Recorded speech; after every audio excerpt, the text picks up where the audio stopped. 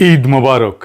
পবিত্র ঈদ উল আজহা উপলক্ষে আল্লাহ তাআলা আপনাদের কোরবানি কবুল করুন। গাজা, ইরান সহ সারা দুনিয়ার মজলুম মুসলমানেরা জালেমদের পরাজিত করুক। পরিবার পরিজন, আত্মীয় স্বজন এবং বন্ধুবান্ধবদের সঙ্গে কাটানো এই পবিত্র দিনগুলোতে আপনাদের জীবনে রহমত, বরকত বহুগুণে বর্ধিত হোক। বাংলাদেশের মানুষ ভাগ্যবান কেন জানেন? কারণ আপনি গরু কোরবানি দিতে পারেন প্রকাশ্যে গর্বের সাথে, রাস্তার উপরে, বাড়ির গ্যারেজে, ঈদের সকালে বাঙ্গু সেকুলারদের গায়ে জ্বলুনি ধরায় কোরবানির পশুর রক্তে ভাইসা যায় ঢাকার অলিগলি রাজপথ। সেইটা আপনার অধিকার। কোনো আদালত আপনাকে গ্রেপ্তার করবে না, কোনো প্রতিবেশী হিন্দু রাষ্ট্রবাদী আপনার বাড়িতে আক্রমণ করবে না, কোনো জমিদার আপনার ভিটা পুড়ায় দেবে না, কোনো নিষেধাজ্ঞার কবলে আপনি পড়বেন না। আপনি এটা পারেন। পশ্চিমবঙ্গে আপনার বাঙালি মুসলমান ভাই গরু কোরবানি দিতে পারে না, ভয়ে লুকায়ে সাবধানেও দেয় না। মুর্শিদাবাদ, মালদা, উত্তর 24 পরগনার গ্রামে প্রায় সব কোরবানি হয় বকরি। ভারতের জম্মু কাশ্মীরে 2021 সালে গরু কোরবানি নিষিদ্ধ করা হয়েছে মুসলিম সংখ্যাগরিষ্ঠ অঞ্চলেই। উত্তরপ্রদেশে গরু কোরবানির জন্য লোকে জেলে যাচ্ছে, আর আপনি 1,04,00,000 পশু কোরবানি দিচ্ছেন গত বছর। প্রায় 4 কোটি বাংলাদেশি মানুষ সেই কোরবানিতে অংশ নিছে। বাংলাদেশের মানুষ ভাগ্যবান, কিন্তু এই ভাগ্য আসমান থেকে পড়ে নাই। এইটা আপনাদের পূর্বপুরুষেরা 400 বছর ধরে অর্জন করছে নীরব বিদ্রোহে, শ্রেণীগত অপমানে, দারিদ্রের যন্ত্রণায়, জমিদারের চাবুকে, ব্রিটিশের শোষণে, পাকিস্তানির অবহেলায়। আজ আপনি যেই গরুটা কাটবেন সেটার ইতিহাস 400 বছরের। আজ সেই গল্প। কোরবানির প্যাটার্ন বাংলাদেশে অন্যরকম। সৌদি আরবে কোরবানি কি দেওয়া হয়? দুম্বা, ভেড়া, মিশরে ছাগল, তুরস্কে ভেড়া, ইন্দোনেশিয়ায় 2016 সালের ডেটায় 10 লাখ কোরবানির মধ্যে ছাগল 6,50,000, গরু মাত্র 2,80,000। ছাগলই প্রায় 64%। বাংলাদেশে 48 লাখ গরু থেকে 3,41,00,000 মানুষ কোরবানি দিতেছে। ছাগল ভেড়া থেকে 55 লাখ মানুষ। মানুষের অংশগ্রহণে গরুর কোরবানি 86%। বাংলাদেশে কোরবানির 90% বেশি মাংস আসে গরু থেকে। বাঙালি মুসলমানের কাছে গরু একটা বিশেষ পশু। কেন বিশেষ? কারণ এই উপমহাদেশে গরু কোরবানি নিষিদ্ধ ছিল 350 বছর। বাঙালি মুসলমানের গরু কোরবানি দেওয়ার অধিকার আজও পশ্চিমবঙ্গে নাই, আজও কাশ্মীরে নাই, আজও উত্তরপ্রদেশে নাই, শুধু এই দেশে আছে, বাংলাদেশে।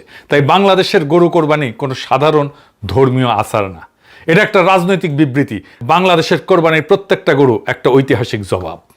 প্রত্যেক বছর কোরবানি ঈদ আসে আর শুরু হয় আমাদের সোকল বাঙ্গু সেকুলারদের আক্রমণ। 2016 সালের কথা মনে আছে, আমি তখন দেশে। কোরবানির পরপর বৃষ্টি হইল, প্রচুর বৃষ্টি। ঢাকায় তো মাশাআল্লাহ রাস্তায় পানি জমার জন্য বৃষ্টি হইতে হয় না, মেঘ করলেই রাস্তায় পানি জমা যায়। বৃষ্টি হইল প্রচুর। কোরবানি হয়েছে কিছুক্ষণ আগে, কোরবানির রক্তে বৃষ্টির পানি লাল হইল, আর বাঙ্গু সেকুলার লাশকে হাউকাও শুরু করলো। সারা দুনিয়ায় পত্রিকায় আসলো সেই খবর, বিবিসি, গার্ডিয়ান, ঢাকা ট্রিবিউন, সবাই। শুরু হইলো ফটোশপ কইরা ছবি ছড়ানো, তার সাথে চিৎকার শুরু হইলো ইন্ডিয়ান মিডিয়ার। পরিবেশ গেল অস্বাস্থ্যকর, আরো কত কিছু। বৃষ্টি হইলে ড্রেন আর সুয়ারেজ থেকে যে ঘুমুত পানির সাথে মিশে আটকায় থাকে প্রত্যেকবার বৃষ্টির পরে, আর সেই পানি মারায় মানুষকে হাঁটাচলা করতে হয়, সেটা ঠিক আছে। কোরবানির রক্ত হইলে সর্বনাশ, পশু হত্যা অমানবিক। এত রক্তপাত কেন? এই বর্বরতা বন্ধ করা উচিত। পরিবেশ দূষণ, শহরে কোরবানি নিষিদ্ধ করো, স্লটার হাউসে নিয়ে যাও, সামনে কোরবানি দিও না। আর একটা কথা তো আছেই, বনের পশু না মনের পশু কোরবানি দাও। তারা একটা কথা কখনো বলে না, প্রাণী উৎসর্গ ইসলামের একচেটিয়া বিষয় না। হিন্দু ধর্মে বৈদিক যুগে অশ্বমেধ যজ্ঞ ছিল, ঘোড়া বলি, রাজার সার্বভৌমত্ব ঘোষণার জন্য। সৎপথ ব্রাহ্মণে এর বিস্তারিত বর্ণনা আছে। সর্বশেষ অশ্বমেধ যজ্ঞ হয়েছিল 1741 সালে। জয়পুরের মহারাজা দ্বিতীয় জয় সিং পালন করছিলেন। আজও কলকাতার কালীঘাট মন্দিরে দৈনিক পাঠা বলি হয়, কালী পূজার সময় শত শত পাঠা বলি দেওয়া হয়। আসামের কামাখ্যা মন্দির হিন্দু শক্তিপীঠের অন্যতম পবিত্র মন্দির, সেখানে দুর্গাপূজার সময় মহিষ বলি দেওয়া হয় নিয়মিত। 2018 সালে 3 দিনে 19টা মহিষ বলি দেওয়া হয়েছে। নেপালে গাধিমাই উৎসব বলে একটা উৎসব আছে, হিন্দুদের উৎসব, বিশ্বের সর্ববৃহৎ পশু বলির অনুষ্ঠান। 2014 সালে 2 লাখ পশু বলি দেওয়া হয়। 2019 সালে নিষেধাজ্ঞা সত্ত্বেও হাজার হাজার মহিষ বলি দেওয়া হয়েছে গাধিমাই উৎসবে। ভারতের উড়িষ্যায় আদিবাসী চুলিয়া যাত্রায় হাইকোর্টের নিষেধাজ্ঞা অমান্য করে পশু বলি দেওয়া হয়েছে। তাদের যুক্তি, এটা তাদের ঐতিহ্যগত অধিকার। এইবার ইহুদি ধর্ম দেখেন, জেরুজালেমে দ্বিতীয় মন্দিরে দৈনিক 2টা মেষ শাবক বলি দেওয়া হইতো। সাবাতে বাড়তি বলি, উৎসবে আরো বেশি। দ্বিতীয় মন্দির ধ্বংসের আগ পর্যন্ত মানে 70 খ্রিস্টাব্দ পর্যন্ত এই প্রথা চলছে। প্রাচীন জেরুজালেমের অর্থনীতি দাঁড়াইছিল এই বলির অর্থনীতির উপরে, কোরবানির অর্থনীতির উপরে। মানব সভ্যতার ইতিহাস পশু বলির, পশু উৎসর্গের ইতিহাস। শুধু পশু না, মানুষও বলি দিত আগে। প্রত্যেকটা ধর্ম, প্রত্যেকটা সংস্কৃতি, প্রত্যেকটা মহাদেশে উৎসর্গ ছিল। তাহলে শুধু মুসলমানের কোরবানিকে কেন আক্রমণ? কারণ আক্রমণটা পশু হত্যার বিরুদ্ধে না, এটা মুসলমানের সার্বভৌমত্বের বিরুদ্ধে। সেটা কি রকম? এইটা মুসলমানের বিরুদ্ধে সাংস্কৃতিক যুদ্ধ। সাংস্কৃতিক যুদ্ধ শুরু সবসময় অন্যের সবচেয়ে কেন্দ্রীয় সিম্বলকে আক্রমণ করে, কেন্দ্রীয় প্রতীককে আক্রমণ করে। আমরা কাকে আক্রমণ করি?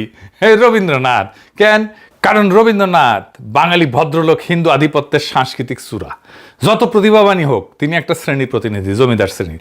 আমরা বলি রবীন্দ্রনাথ বাঙালি মুসলমানের ভাষাকে অস্বীকার করছেন, তার সাহিত্যে মুসলিম চরিত্র নাই, তিনি ঢাকাকে রাজধানী করে পৃথক প্রশাসনিক এলাকা গড়ার বিরুদ্ধে দাঁড়াইছিলেন, মানে আমাদের সার্বভৌমত্বের বিরুদ্ধে দাঁড়াইছিলেন। আমরা ফাইট করি রবীন্দ্রনাথের সাথে, কারণ রবীন্দ্রনাথকে পলিটিক্যালি পরাস্ত করতে পারলেই আমাদের সাংস্কৃতিক স্বাধীনতা, সাংস্কৃতিক মুক্তি। আমরাই কাজ করবো ইনশাল্লাহ। যাই হোক, ওরা কাকে আক্রমণ করে? গরু কোরবানিকে। কেন? কারণ গরু কোরবানি বাঙালি মুসলমানের সার্বভৌমত্বের সাংস্কৃতিক চূড়া। ঢাকার রাজপথ রক্ত, মানে বাঙালি মুসলমান এখনো স্বাধীন। সে আর হিন্দু জমিদারের প্রজা না, সে আর কলকাতার ভদ্রলোকের অধীন না। এই দৃশ্যটা ওদের সহ্য হয় না, কারণ এই দৃশ্য তাদের পরাজয়ের স্মারক। তাই বছরের পর বছর আক্রমণ, পরিবেশ দূষণ, পশু অধিকার, শহরে নিষিদ্ধ করো, স্লটার হাউসে নিয়ে যাও। স্লটার হাউস মানে কি? স্লটার হাউস মানে কোরবানি লোক চক্ষুর আড়ালে হইতে হবে, মানে রাস্তায় রক্ত না, মানে ঈদ অদৃশ্য হইয়া যাবে, কোরবানি অদৃশ্য হইয়া যাবে চোখের সামনে থেকে। বিএনপি একই ফ্যাসাং ধরিছে। দেখেন, যেখানে সেখানে আপনার কোরবানিটা দিয়েন না। কোরবানিটা এরপরে হয়তো এখন হচ্ছে না, 2-3 বছর পরে আমরা বিদেশের মতো করতে পারি, যে যেখানে সেখানে আমরা কোরবানি না দিয়ে স্লটার হাউস আমরা করে দেবো। আছে আমাদের 2টা স্লটার হাউস, এগুলো আমরা আরও বাড়ায় দিতে পারি। কারণ দেখেন, আপনার কে কীভাবে নেবেন জানি না, যখন এই যে আপনার বাড়ির সামনে রোডের মধ্যে যখন কোরবানিটা দেন, এই শিশু বাচ্চারা যখন একটা দেখে যে জীবন্ত একটা প্রাণীকে আপনি কিভাবে মারতেছেন, সাইকোলজিক্যালি কিন্তু একটা বাচ্চা নিতে পারে না এটা। দেখেছেন? স্লটার হাউসে নিয়ে যাবে, শিশুদের নাকি খুব সমস্যা হয়। বাবা! আবার দেখেন বিবিসি কি বলে, ঋণ করে নাকি কোরবানি দেওয়া উচিত না। বিবিসি তো মুক্তি হয়ে গেছে, আলহামদুলিল্লাহ। ভারতে ফেস্টিভ্যাল লোন বলে একটা সম্পূর্ণ সংগঠিত আর্থিক বাজার আছে।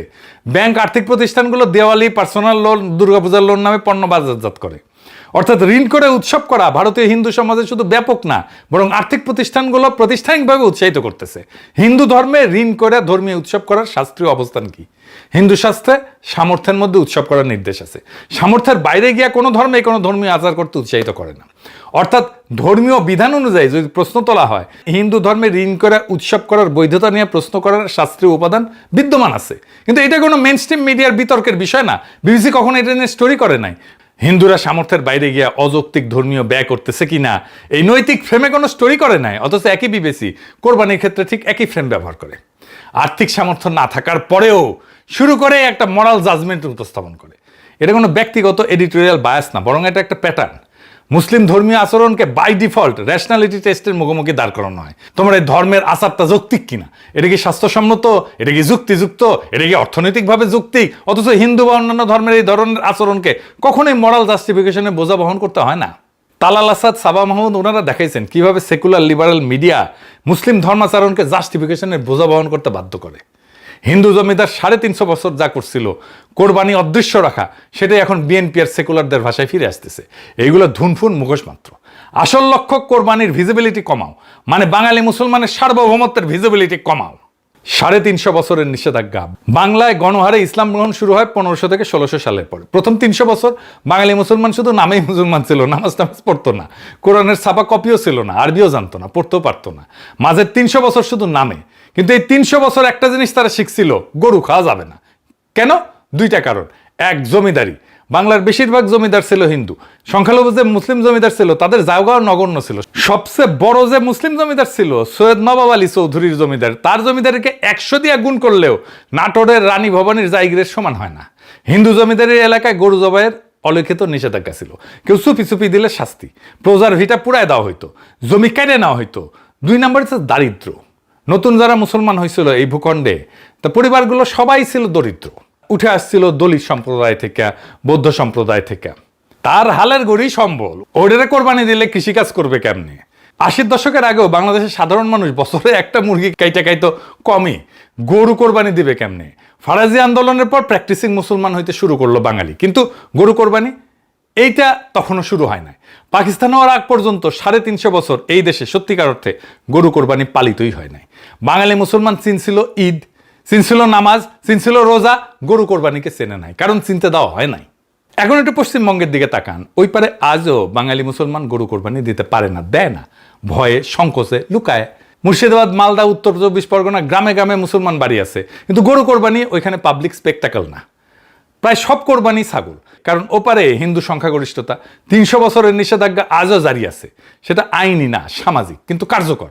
আর এপারে কোরবানি একটা স্পেকটাকল। দুটেই শহর, একই বাঙালি, একই ভাষা, একই খাবার, একই কালচার, পার্থক্য একটাই, এই পারে সার্বভৌমত্ব আছে, ওই পারে নাই। বাংলাদেশের গরু কোরবানি সার্বভৌমত্বের প্রকাশ। ঢাকার প্রত্যেকটা গরু কোরবানি একটা ঐতিহাসিক জবাব। 350 বছর যে গরু আমরা কাটতে পারি নাই, আজ সেটা পারি, প্রকাশ্যে পারি, গর্বের সঙ্গে পারি। এটাই বাঙালি মুসলমানের সবচেয়ে বড় কালচারাল অ্যাচিভমেন্ট। এটাই 1947-এর সবচেয়ে বড় কংক্রিট অর্জন। ভাষা আন্দোলন, হ্যাঁ অবশ্যই বড় অর্জন, স্বাধীনতা যুদ্ধ অবশ্যই বড় অর্জন, কিন্তু এই দুইটার চাইতো পুরানো একটা যুদ্ধ ছিল বাঙালি মুসলমানের গরু কাটতে পারার যুদ্ধ। সেটা জিতলো 1947-এ, আর সে বিজয়ের উৎসব হইতেছে ঈদ উল আজহা। কিন্তু সমস্যা একটাই, জিতছিল ঠিক, কিন্তু পালন করার সামর্থ্য ছিল না। 1947 থেকে 1990 আমরা অধিকার পাইছি, সামর্থ্য নাই। 1947-এর পর আইনি বাধা গেল, জমিদারি গেল, কিন্তু সামর্থ্য আসতে আরো 50 বছর লাগলো। কারণ 550 বছর হিন্দু কায়স্থ ক্ষত্রিয়ের কাছে মার খাইছে মুসলমানেরা, 200 বছর ব্রিটিশের গোলামি করছে, তারপরে 2 যুগ পাকিস্তানি শোষণ। এই 800 বছরের ঘা এক প্রজন্মে তো শুকায় না। অর্থনৈতিক ঘা শুকাইতে আরো 20 বছর। 1990 সাল পর্যন্ত শোষিত বাঙালি গরু কোরবানি দেওয়ার সামর্থ্য অর্জন করতে পারে নাই। গরু কোরবানি ছিল শুধু ঢাকা শহরে বড় ব্যবসায়ী, আমলা, উচ্চবিত্তদের, শহরে এলিটদের জন্য। গ্রামের শরিকি বা একান্নবর্তী পদ্ধতি ছাড়া গরু কোরবানি দেওয়াই যেত না। অধিকার পাইছি, সামর্থ্য পাই নাই। বিজয় পাইছি, উদযাপন করতে পারি নাই। 1990 থেকে 2018 মধ্যবিত্তের উত্থান হলো। 1990-এর পর বাংলাদেশে প্রথমবার সত্যিকারের একটা মধ্যবিত্ত শ্রেণী জন্মাইল। মধ্যবিত্ত বাড়ার সাথে সাথে গরু কোরবানিও বাড়লো। 1990 থেকে 2018, 28 বছরে এই দেশের সাধারণ মানুষ প্রথমবার গরু কোরবানি সত্যিকার অর্থে দিতে শুরু করলো। প্রথমবার 350 বছরের নিষেধাজ্ঞা বিজয় উদযাপন হইল।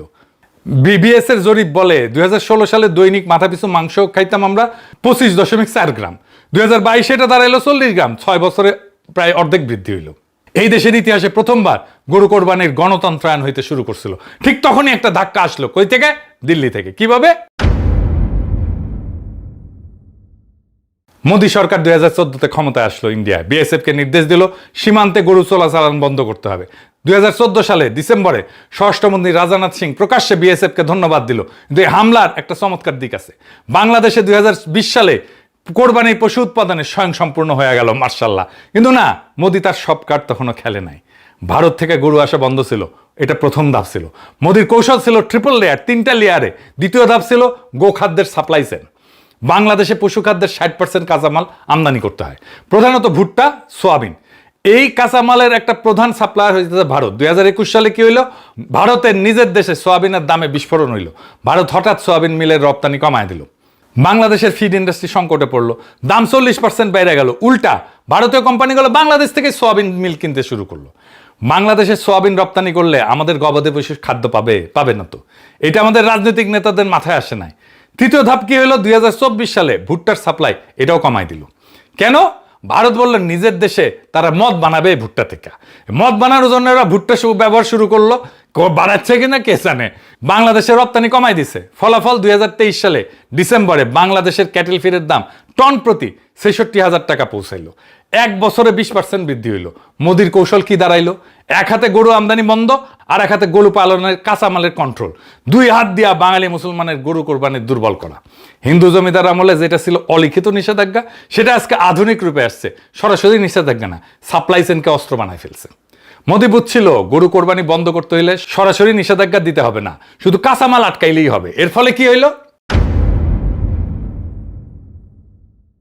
কোরবানির পশু কমতেছে। প্রত্যেক বছর গরু কোরবানি কমতেছে, সংখ্যায় কমতেছে। হ্যাঁ, বাংলাদেশে কমতেছে। এই বছর তো খামারিরা গরু নিয়ে ফিরে গেছে, লোকসান এখন গরু পালা। 4 বছরে গোখাদ্যের দাম বাড়ছে দ্বিগুণ। দফায় দফায় দাম বাড়ছে। এইটা শুধু এই বছরের না, 2019 সালেও সংবাদ ছিল গোখাদ্যের দাম বাড়ায় কৃষক বিপাকে। কোরবানির চামড়া নিয়ে মাদ্রাসাগুলো চলতো, কোরবানির চামড়ার মার্কেট একেবারে ধ্বংস করে দেওয়া হয়েছে। এখন মানুষজন পুইতে ফেলে চামড়া। গোপনে কোরবানিকে অদৃশ্য করে দেওয়ার ষড়যন্ত্র চলতেছে দেশের ভিতরে আর বাইরে থেকে। হাসিনার শাসন ছিল রিহার্সেল, ধীরে ধীরে গরু কোরবানি বন্ধ করার রিহার্সেল। এখন আমাদের কি করা উচিত? আমাদের গোখাদ্যের সার্বভৌমত্ব, বাংলাদেশে 60% ফিড কাঁচামাল আমদানি নির্ভর, এইটা ইমিডিয়েট ভালনারেবিলিটি। আমাদের উচিত ভুট্টা চাষ বাড়ানো। বাংলাদেশে এখন 60 লাখ টন ভুট্টা উৎপাদন করে, প্রয়োজন 1 কোটি টন ভুট্টা উৎপাদন করতে হবে। 4 গুণ বাড়ানো সম্ভব। রংপুর, দিনাজপুর, চট্টগ্রাম পার্বত্য অঞ্চলে জমি আছে, পানি আছে, শ্রম আছে, দরকার কৃষিনীতি, সরকারি সাবসিডি। আর সোয়াবিন, বাংলাদেশে সোয়াবিন উৎপাদন প্রায় শূন্য। বাংলার লুথার কিং ফরিদপুরে নাকি সোয়াবিন চাষ দেখেছিল স্বপ্নে, মনে হয়। শুনেন প্রিয় ভাই বোনেরা, এই ফরিদপুরের চর অঞ্চলগুলো ধরে চল অঞ্চলগুলো নিয়ে প্রচুর পরিমাণের সোয়াবিন চাষ হয় না? হ্যাঁ, সোয়াবিন চাষ হয় কি? হ্যাঁ না? না হয় না? এখানে সোয়াবিন চাষ হয় না, কম হয়। কম হয় কেন? ভুট্টা হয়, ভুট্টা চাষ হয়, রাইট? শুনেছেন? যাই হোক, নোয়াখালী, লক্ষ্মীপুরের চলাঞ্চলে সোয়াবিন চাষ করা সম্ভব, কিছু পাইলট হয়েছে। এটাকে জাতীয় প্রকল্প বানাইতে হবে। ভুট্টা আনতে হবে অন্য দেশ থেকে, মায়ানমার থেকে আনা যায়, ইউক্রেন থেকে আনা যায়, সোয়াবিন ব্রাজিল থেকে আনা যায়, আর্জেন্টিনা থেকে আনা যায়। চুক্তি করতে হবে। আর কি, গবাদি পশুপালনে বিপ্লব করতে হবে। ব্রাজিল মাত্র 20 বছরে বিশ্বের শীর্ষ গরুর মাংস রপ্তানিকারক হয়েছে। আমরা সেটা 10 বছরে করতে পারি যদি জেনুইনলি চাই। গ্রাম পর্যায়ে ভেটেরিনারি সেবা দুর্বল, প্রত্যেকটা ইউনিয়নে ভেটেরিনারি ক্লিনিক করতে হবে। জেনেটিক ইমপ্রুভমেন্ট করতে হবে, স্থানীয় ক্রসবিট করতে হবে, ডেভেলপ করতে হবে। এখন আমরা ভারতীয় আর পশ্চিমা ব্রিডের উপরে প্রচুর নির্ভরশীল। প্রচুর ভেটেরিনারি সার্জন বানাইতে হবে আমাদের। আর কোরবানিকে ইউনেস্কো হেরিটেজ বানাইতে হবে। ওরা মঙ্গল শোভাযাত্রাকে ইউনেস্কো হেরিটেজ বানাইছে, আমাদের গরু কোরবানিকে কালচারাল হেরিটেজ বানাইতে হবে। পুরান ঢাকা, সিলেট, চট্টগ্রামের গোস্ত রান্নার ঐতিহ্যকে কালচারাল হেরিটেজ বানাইতে হবে। কালা ভুনা সহ সব বিফের রেসিপি, এগুলোকে হেরিটেজ বানাইতে হবে। কুকিং স্কুল করতে হবে গরুর মাংসের জন্য, রেসিপি বই করতে হবে, ইউটিউব কন্টেন্ট করতে হবে। বাঙালি মুসলমানের নিজস্ব মাংসের ঐতিহ্য, এটা গর্বের বিষয়, আমাদেরকে এটা সেলিব্রেট করতে হবে।